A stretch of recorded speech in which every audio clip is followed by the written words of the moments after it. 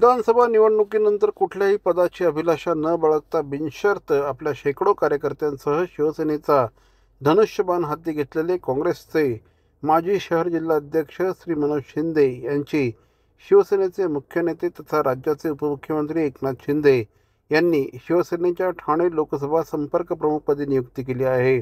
मनोज शिंदे यांचे पत्र देऊन श्री एकनाथ शिंदे यांनी अभिनंदन केलं। यावेळेस श्री मनोज शिंदे यांना शुभेच्छा देण्यासाठी मोठ्या संख्येने शिवसैनिक उपस्थित होते। नुकताच श्री मनोज शिंदे यांनी शिवसेनेमध्ये प्रवेश केला होता। त्यानंतर आता त्यांची ठाणे लोकसभा संपर्क प्रमुखपदी नियुक्ती करण्यात आली आहे।